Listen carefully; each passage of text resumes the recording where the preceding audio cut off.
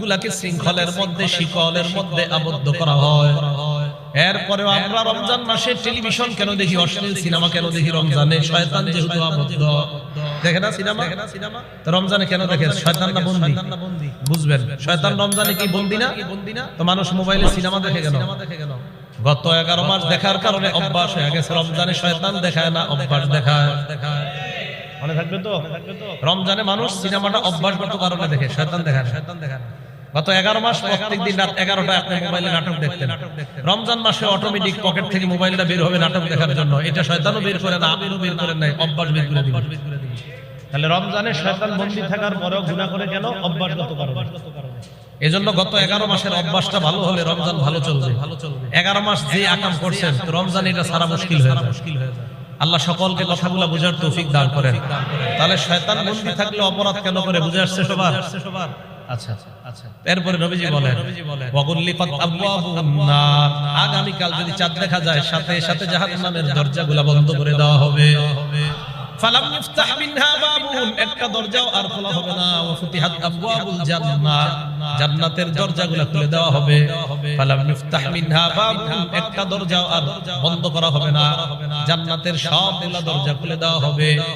আগামীকাল থেকে প্রত্যেকদিন রাতে আল্লাহর কাছে দোয়া করবেন। হাদিসের মধ্যে নবী বলেন, ওয়ালিল্লাহি উতাকাউ মিনান নার, প্রত্যেক রাতে অসংখ্য অগণিত জাহান্নামীকে আল্লাহ জান্নাতি বানায়া দেয়। কালকে থেকে দোয়া করবেন, আল্লাহ আমার আত্মীয় স্বজনের কেউ যদি জাহান্নামী হয়, আমি প্রত্যেক বছরই দোয়া করি, তা আপনাদেরকে বলতেছি, প্রত্যেক রমজানের রাতে আমি আল্লাহরে বলি, আল্লাহ আমার আত্মীয় স্বজনের কেউ যদি জাহান্নামে থাকে, আপনার নবী বলছেন আপনি প্রত্যেকদিন অসংখ্য অগণিত জাহান্নামীকে মুক্তি দেন। আমার আত্মীয় স্বজনের কেউ থাকলে আজ রাতে আপনি সবাই জান্নাতি বানান। এই দোয়াটা আপনারা করেন, আল্লাহ তৌফিক দান করেন। নবীজি বলেন, ইয়া বাগিয়াল খাইরি আকবিল, হে কল্যাণের অন্বেষণকারী, গত 11 মাস যারা কল্যাণ তালাশ করেছো, আকবিল আরো এগিয়ে যাও। ওয়া ইয়া বাগিয়াশ শাররি আকসির, হে অকল্যাণের অনুসরণকারী, গত 11 মাস যারা শুধু গুনাহ করেছো, এবার একটু থামো। নবীজি বলেন, গত 11 মাস যারা ভালো কাজ করেছো, আরো এগিয়ে যাও তুমি। আর যারা খারাপ কাজ করেছো, আকসির, একটু থামো। এই মাসে একটু থেমে যাও। আল্লাহ আমাদের সকলকে গুনাহ মুক্ত রমজানটা যেন গুনাহ মুক্ত ভাবে কাটাইতে পারি, আল্লাহ তৌফিক দান করেন। তাহলে প্রথম রাত পেয়ে গেলাম, এখন কি করবেন? পরের দিন বুখারী শরীফের 38 নম্বর হাদিস, ক্বালা রাসূলুল্লাহ সাল্লাল্লাহু আলাইহি ওয়াসাল্লাম, আল্লাহ নবী বলেন, মান সামা রমাদানা ঈমানান ওয়া ইহতিসাবা, কোন ব্যক্তি যদি ঈমানের সাথে এবং সওয়াবের আশায় আল্লাহর জন্য দিনের বেলা রোজা রাখে, গফিরা লাহু মা তাকদ্দামা মিন যামবিহি, তার আগের সব গুনাহগুলো maaf করে দেওয়া হয়। রোজা পাইলাম তো তারাবির কথা তো এখানে পাইলাম না। বুখারী 37 নম্বর হাদিসে তারাবি আছে। এই হাদিসটা অনেকে শোনায় না, কি করে না শোনায় না, কেন জানেন? আপনাদেরকে অনেকে বুঝাবে রমজানে তারাবি না পড়লেও চলে, এটা বুঝাবে। আর এই অ্যালার্জি শুরু হয় রমজান মাস আসার কিছুদিন আগে থেকে। একদল আপনাদেরকে বলবে কম পড়ো, সমস্যা নাই, আরেক দল বলবে 8 পড়লেও চলে, আরেক দল গত 2 বছর আগে একজন বলছে 4 রাকাত পড়লেও চলে, কয়দিন পরে বলবেন না পড়লেও চলে। কি বললেও চলে? না পড়লেও বলেন তারাবি পড়বো 20 রাকাত, বলেন ইনশাআল্লাহ। তাহাজ্জুদ পড়বো 8 রাকাত ইনশাআল্লাহ। তাহলে আমরা 8 মানি 20 মানি, 20 তারাবি 8 তারাবি, তাহলে কোনো সমস্যা নাই। কয় কি আমরা মানি না, আমরা 8 মানি 20 মানি 20। এখন একদল বলবে হুজুর 20 রাকাত তো সাহাবাদের সুন্নাত আর 8 রাকাত নবীর সুন্নাত। জবাব, নবীজি হাদিসে বলছে আলাইকুম বিসুন্নতি, আমার সুন্নাত আঁকড়ে ধরো, মারির দাঁত দিয়ে মজবুত করে ধরবা। তো নবীর সুন্নাত হিসাবে তাহাজ্জুদ পড়বো 8, সাথে সাথে বলছে সুন্নাতিল খুলাফায়ে রাশিদিন আল মাহদিয়িন, হেদায়েত প্রাপ্ত আমার খুলাফায়ে রাশিদা যে সাহাবারা, তাদের সুন্নাত আঁকড়ে ধরো। ওমরের জামানায় 20, উসমান আলী রাদিয়াল্লাহু তাআলা আনহুম তাদের জামানায় 20 রাকাত। নবীর সুন্নাত আঁকড়ে ধইরা 8 রাকাত তাহাজ্জুদ পড়মু। সাহাবাদের সুন্নাত আঁকড়ে ধরতে নবী বলছে সাহাবাদের আঁকড়ে ধইরা 20 রাকাত তারাবি। তাহলে সাহাবাদের সুন্নাত আঁকড়ে ধইরা 20 রাকাত তারাবি, নবীর সুন্নাত আঁকড়ে ধইরা 8 রাকাত তাহাজ্জুদ পড়মু। দ্বন্দ্ব আছে কোনো? তাহলে এটা নিয়ে আর ঝগড়া হবে না। যদি কেউ বলে ভাই 8 রাকাত, আপনি বলবেন হ্যাঁ আমি 8 করি, তাহাজ্জুদ পড়ি 8 রাকাত।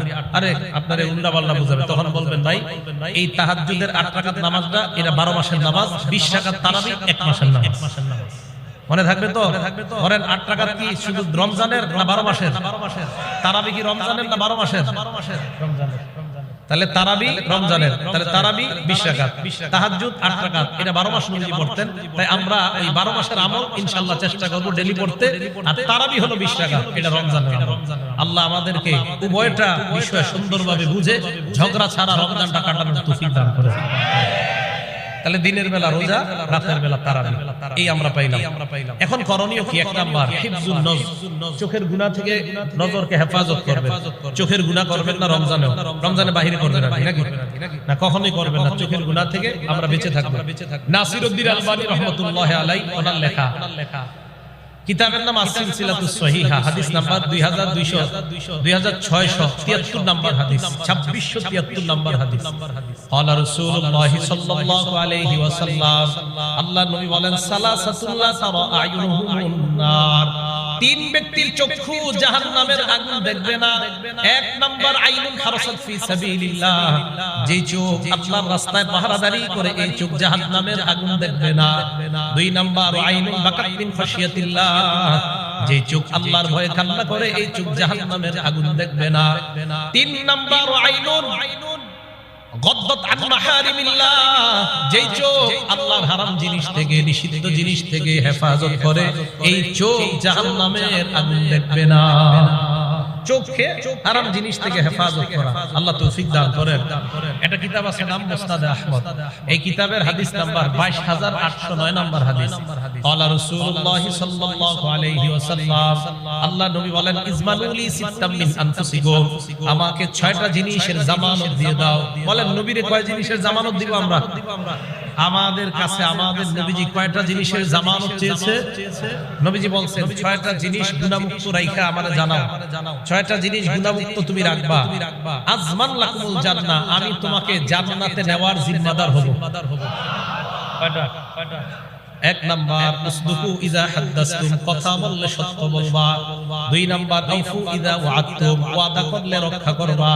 3 নাম্বার আদু ইযা তুমিনতুম, আমানত রাখলে আমানতের খেয়ানত করবা না, আমানত আদায় করবা। 4 নাম্বার বুদ্দু আবসারাকুম, নজরের হেফাজত করবা। 5 নাম্বার ইহফাজু ফুরুজাকুম, লজ্জাস্থানের হেফাজত করবা। 6 নাম্বার কুফু আইদিয়াকুম, এই হাত কাউকে কষ্ট দেওয়া থেকে হেফাজত করবা। আমি নবী তোমাকে জান্নাতে নেওয়ার নিশ্চয়তা দিয়ে দিলাম। করব তো ইনশাআল্লাহ। 6টা জিনিসের নিশ্চয়তা নবীকে দিব আমরা। এগুলো দ্বিতীয় উদাহরণ। উদাহরণ নাম্বার 3 আরেকটা জানি আমরা নজর হেফাজতের ব্যাপারে। বুখারী শরীফের 2465 নাম্বার হাদিস, 2465। এই হাদিসের মধ্যে রাসূল আকরাম সাল্লাল্লাহু আলাইহি ওয়াসাল্লাম বলেন, ইয়্যাকুমুল জুলুস আলা তুরুকাত, তোমরা রাস্তাঘাটে আড্ডাবাজি করা থেকে বাঁচো। কি করা থেকে? রাস্তাঘাটে বৈঠক করা থেকে বাঁচো, আড্ডাবাজি। 4 স্টলের সামনে 10-12 জন, গুনাহের কথা হয় কি হয় না? 4-5 বন্ধু সিগারেট টানে আর গুনাহের কথা হয় কি হয় না? নবীজি বলছেন, ইয়্যাকুমুল জুলুস আলা তুরুকাত, রাস্তাঘাটে এই জাতীয় বৈঠক থেকে তোমরা বাঁচো। সাহাবারা বললেন, মা লানা বুদ্দুন ইন্নামা হিয়া মাজালিসুনা নাতাহাদ্দাসু ফিহা, ইয়া রাসূলুল্লাহ, রমজান মাসে ইয়া রাসূলুল্লাহ সব সময় দ্বীনি কথাবার্তা বলার জন্য রাস্তাঘাটে আমাদের বসার প্রয়োজন হয়। আল্লাহর নবী কয়, ফাইন আবাইতুম ইল্লাল মাজালিসা ফিহা, রাস্তায় যদি তোমাদের বসতেই হয় ধর্মীয় আলোচনা করার জন্য। হাদিস দ্বারা বোঝা যায় রাস্তাঘাটে 4-5 জন একসাথে ধর্মীয় কথা বলা যাবে, ধর্মের বাইরে অন্যায় কথা